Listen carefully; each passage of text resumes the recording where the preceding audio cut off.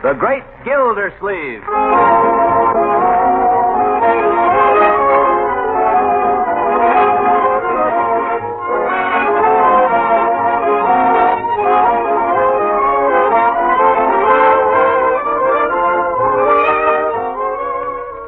A special rebroadcast for all you soldiers, sailors, and Marines of the United Nations. Listen to another amazing episode in the life of the Great Gildersleeves.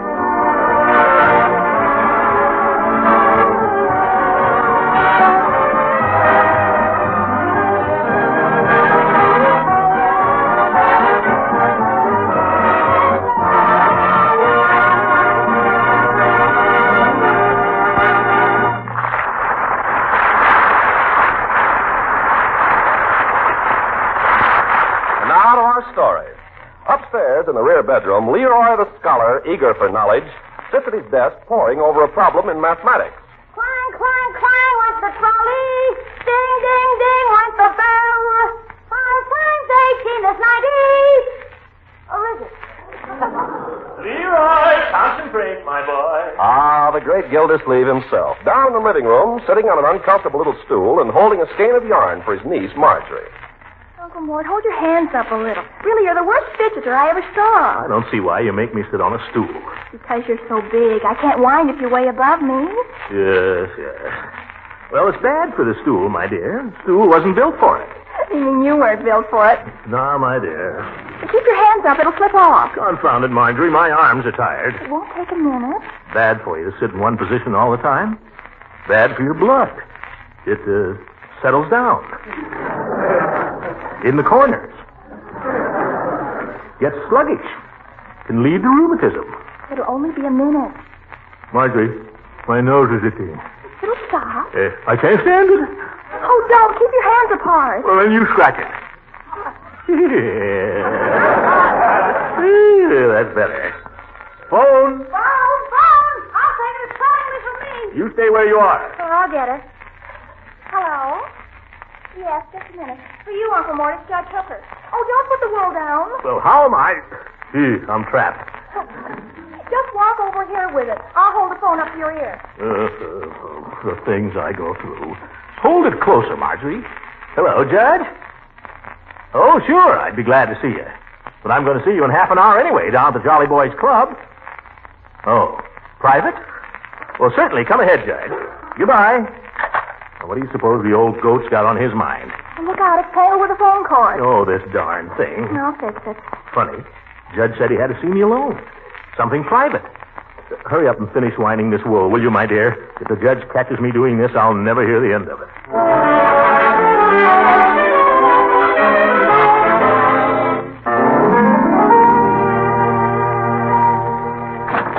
Good evening, Judge. Come in. Good evening, Bertie. How they treat me? Oh, pretty good. I can't complain. If they don't treat you right here, just you let me know. I need a good cook over at my house, and... Oh, good evening, Throckmorton. I didn't see you. After your old tricks, I see, Judge. Evening, Marjorie. Hello, Judge. Preparing to do a little knitting, I see. I went to Polly. Hi, Judge. Hello there, Leroy. Leroy, I thought I told you to go upstairs and finish your homework. I did. You've done all of it? Yep. Every bit of it? Yep. Scout's honors? Yep. I guess the boy's done his homework. Come on in the living room, Judge. Well, did you do your spelling? Didn't have any. Boy, too smart for you, Gildy. Yeah, I found that out long ago. Oh, to the breaks, kid. Very well, Leroy. In that case, you can play and enjoy yourself for another 5 minutes, and then Betty by. 5 minutes? It's bedtime, my boy. How do you like that? I work and slave all evening till I get a nervous breakdown practically, and that's the reward I get. Those, Leroy, are the breaks. You come with me, Leroy. I'll give you something for your nervous breakdown. Any more of those brownies left? Yes. Well, Judge, what's on your mind? We're due down at the Jolly Boys Club in 20 minutes. Gildy, if you don't mind, could we go into your study? Study? Certainly, if it's as private as all that. You'll excuse us, Marjorie? Shoot, Judge. Gildy, we've been friends for a long time now, haven't we? Off and on, yes. We've been through a lot together. Yes, we have. Well, What's eating you, Horace? doggone it, if I tell you, you'll laugh. Well, not unless it's a laughing matter. Gildy, I believe I can say without fear of contradiction that this is one of the most serious matters in my life. I don't know what to do about it. It's got me all this way and that. I sit down to read a brief and my mind wanders. If you're worried about losing your mind, Judge, I wouldn't give it a thought. You've got very little to lose. Confound it, Gildy. Will you be serious? I'm trying to tell you something. It has nothing to do with my mind. It's more an affair of the heart. Oh? Well, why don't you go see a doctor, Judge? Why don't... Judge? You don't mean... Uh-huh. I'm afraid that Cupid has entered my life, Gildy. Yeah. There you go. I'm sorry, Judge. You caught me unawares. Wait a minute. Who's the woman? Why do you want to know? If you've been poaching on my territory... No one you know. Oh. Well, who is she? Well, I prefer that you remain anonymous for the time being. Yeah, suspicious old goat. Suffice it to say that she is not unattractive. She is, in fact, very talented. To put it bluntly, Gildy, she's got me talking to myself. Does she reciprocate your affection, Horace? That I have no way of knowing. There's a way you can darn soon find out. What's that? Ask her. Oh, I couldn't do that. She doesn't even know that I... Judge, don't tell me you've been worshiping her from afar. Well, hang it, Gildy. I don't know how to handle these things the way you do. That's why I came over here to see you. Well, you've been wasting your time, Horace. Move right in. That's the only way to work it. Now, hold on. This young lady is not like most of the ones you've had dealings with. What?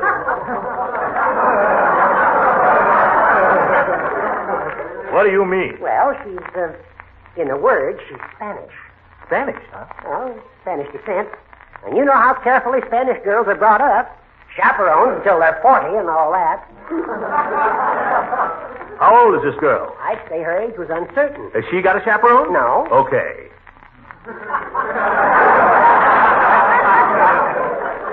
How did you happen to meet her? Well, it started with tango lessons. Oh, so that's where you've been all these evenings. Now, don't misunderstand, Gildy. It was nothing but business. At the start. Yeah. She's in the tango business? Well, she's opened a dancing school. Oh. I thought maybe the best way to break the ice might be to write her a letter. A love letter. Well, that's not very original. I thought of sending some flowers with the letter. Well, that might take the curse off it. If you don't mind, Gildy, I've made a draft of such a letter, and could I read it to you? Oh, by all means. I think it's kind of cute. See how you like it. To whom it may concern.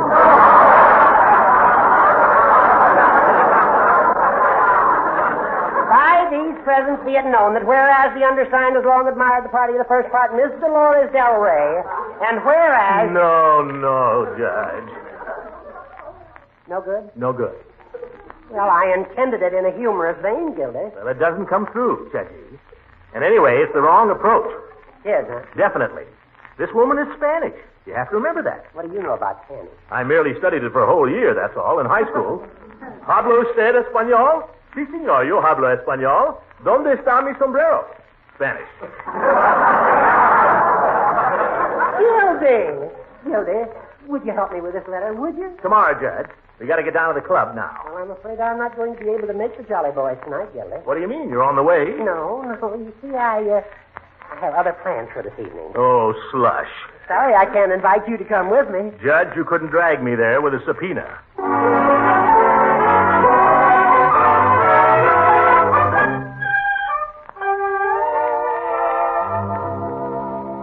Down by the old mill when I first met. Come on, fellas, let's face it, that's terrible. Well, no, I wouldn't say that. Sure, Peavy, it is terrible. Come on, let's play poker. Well, poker's no good till Gildersleeves gets here. Can't play with only three. Well, where is Mr. Gildersleeves, anyway? He'll be here. Hooker's the man that's really run out on the Jolly Boys. You know what? I think Hooker's got a dame on his mind. At his age, you're dreaming, Floyd. It's Hooker that's dreaming. Let me tell you. He came in the barber shop 4 days ago and bought a haircut, shave, massage, and oil shampoo. That's $2.40. And then he remarked it was too bad I didn't have a manicure girl. He says. Listen, Peavy, Judge Hooker never spent more than 60 cents in a barber shop in his life. $2.40 at his age is love. Well, you may be right at that. I know I'm right. There's just one thing I wonder about. What's that? Where would the judge find an object for his affections? There's something in there. These days? Why, the judge could do all right just picking up Gildersleeves' discards. When I was a young man, before my beard was gray. Are there any jolly boys up there? Gildersleeve, hurry up. All the ships and sailormen, I gave my heart away. Now, Commiss, none of those broken-down baritone solos. Good evening, jolly boys. Chief, Hi, Phoebe, Commissioner. Lloyd. Hi, Gildersleeve. What's cooking, if any? If not, why not? We were just talking about our absent brother, Judge Hooker. I got a theory he's stuck on a dame. What makes you think that, Floyd? Spent $2.40 in the shop one day last week. Tipped me 10 cents, too. I forgot that. Not only that, Mr. Gildersleeve, he was in my store only yesterday, and I noticed he was behaving in rather peculiar manner. Oh, how do you mean, Peavy? Well, he seemed nervous. He ordered a lemon phosphate, then just sat there and toyed with it, choked it with his straw and so on. Never did drink it. Yeah. Well, what's peculiar about that? Well, the judge likes to get his money's worth. Anyhow, he just sat there looking out the window, wouldn't talk, wouldn't drink his phosphate. Forget the phosphate. It was probably no good. There was nothing the matter with the phosphate. I tasted it later.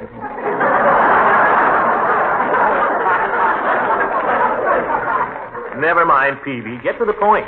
Well, he sat there mooning, and all of a sudden the town clock struck 5, and he jumped up and dashed into the phone booth. Well?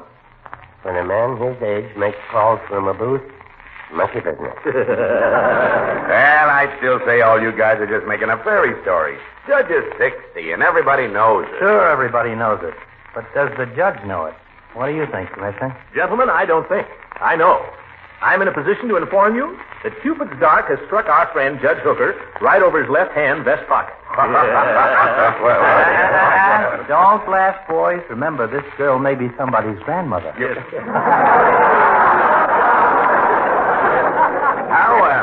How do you know this for sure, Commissioner? Oh, the judge told me. Did he mention the name of the fair one? Well, the lady is named Dolores Del Rey. He claims she's a Spanish beauty. Dolores Del Rey. Hey, wait a minute. That's the woman that's opening up the new dancing academy there on State Street, next to Beckman's drugstore. Well, she was in the station last week to get her license. Oh? Did you see her? Did I? Oh, you're darn tootin', I did. Yeah, my desk sergeant saw her, too. I thought he was going to jump right out of his uniform. No kidding. Oh, she's a real knocker. Well, apparently the judge has got something. You know, fellas, I promised to help him write a love letter. But the judge has always been such a good friend of mine. Maybe I ought to go a little further for him. What do you mean, Mr. Gildersleeve? I'm willing to call on the lady in person. That's all, brother.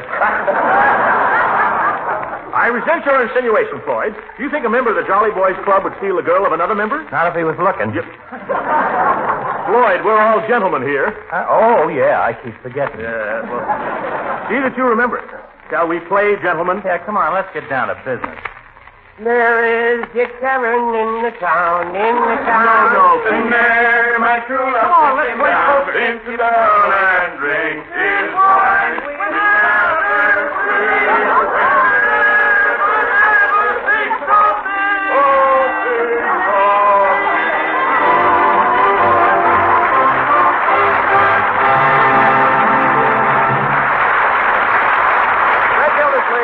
Again in just a few seconds.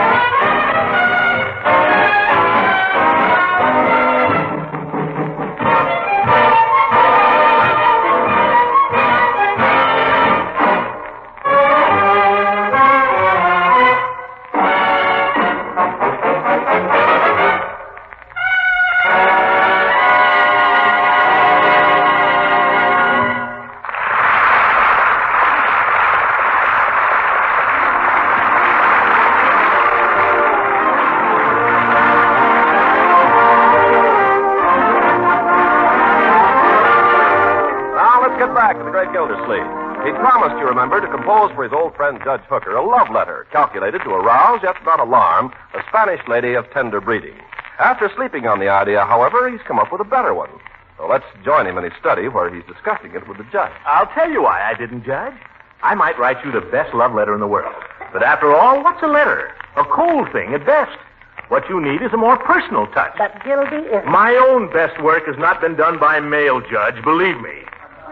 But I wouldn't know what to do. I wouldn't know what to say.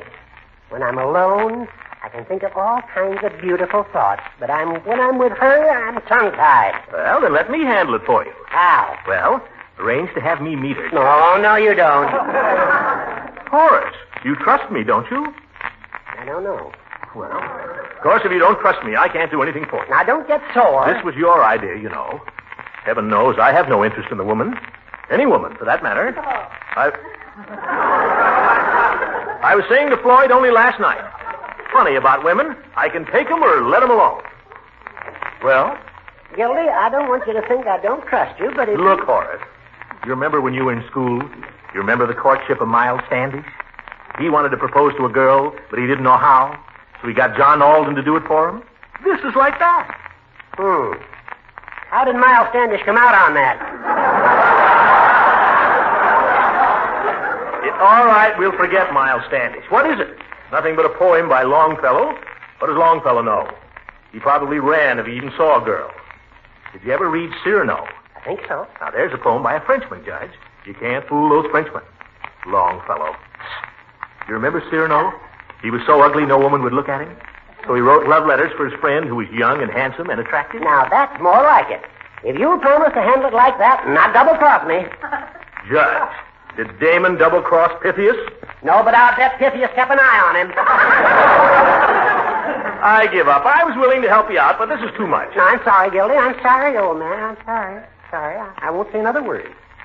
Now, how can we arrange it? Well, I think the thing to do is to arrange to have me meet her. You know, just casually, and give me a little time alone with her so that I can... Why alone? Judge! Oh, I'm sorry, but I don't see why I can't come along. Because how can I tell her what a great fellow you are? How brilliant, how attractive. With you sitting right there belying my every word. Well,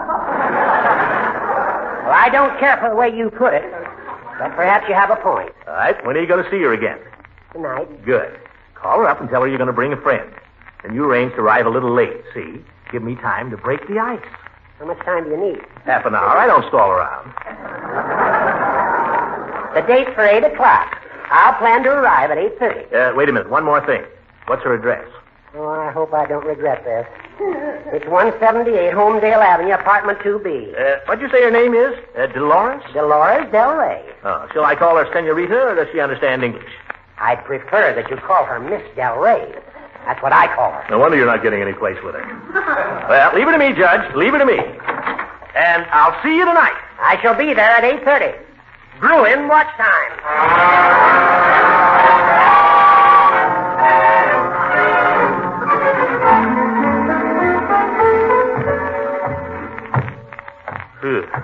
Dark up here. Looks like a nice place, though. Apartment 2B. Oh, here. Very pretty.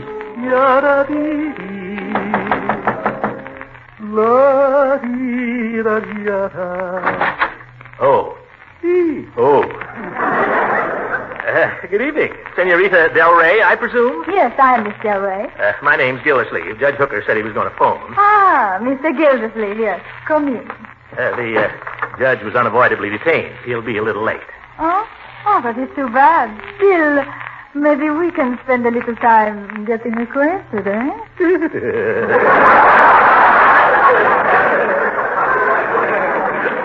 bet. Oh, excuse me. May I have your coat? Oh, excuse me. Thank you. Your walking stick? You're welcome. I mean, thank you. That is a very handsome stick. Now, a nice chair for you? Chair? Oh, anything at all. You mind if I smoke a cigar, Senorita? Oh, but I love cigars. Sometimes I think I would like to smoke cigars myself, only it might look funny. Do you think so? You look cute smoking a cigar. Have one. They're 2 for $25. Oh, no. Thank you very much. I was only joking. Joking. Well, so was I. I'll smoke later. So you are the judge's great friend, Mr. Gildersleeves. Yeah, that's me. I like you. The feeling is mutual, senorita. The judge thinks quite a lot of you, you know. He does? What does he say about me? He said you were beautiful. He told me you had beautiful black hair and eyes and, I hope you are not disappointed. Oh, brother.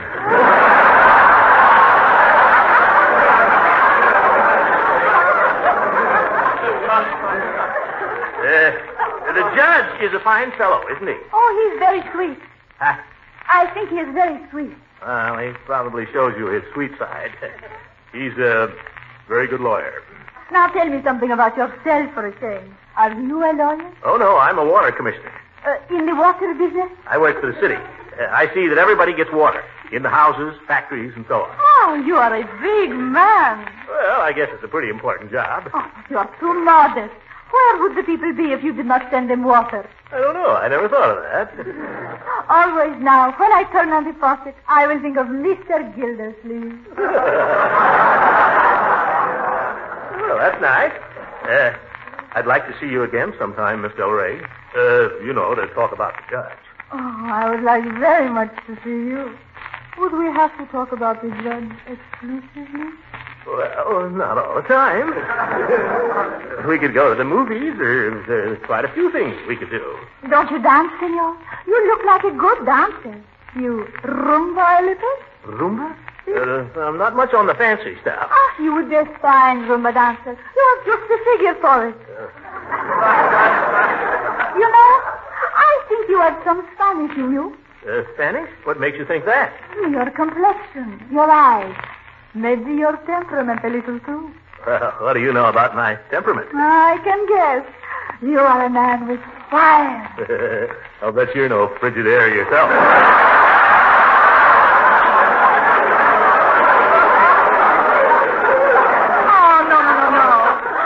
No, senor, I am serious. You have Latin ancestors, perhaps? Well, I wouldn't be surprised. Way back there, some Spanish don or something. Donde está mi sombrero? Your hat? What's your hurry, senor? Oh, no. Just trying out my Spanish. Oh, see, very good. It's a shame you don't dance, senor. You have no feeling for rhythm? Oh, sure I have. I even sing a little. Then you could dance, too. Let me hear you sing. Well, I'm no professional. Come on, I play for you. Well, Miss Del Rey, whatever you say. A poet, too. Que hombre. Huh? That means, what a man. You don't know the half of it. You know, you are not exactly the man the judge described to me. What do you mean? I had expected you to be older. As old as the judge? Oh, maybe not quite. But I thought you would be fatter. Fatter? Why that? Oh, but you are quite slender. I keep myself in pretty good shape. Feel my muscles. Here. Feel that. Oh, I would be afraid of you. Oh, I wouldn't hurt you. Will you sing now? If you really want me to sing, how about Sesame Mucho? Oh, that is a beautiful song. Come, I'll play for you. Is this your key? My key? Maybe, I guess so. Sesame, Sesame Mucho. Each time I cling to your kiss, I hear music divine.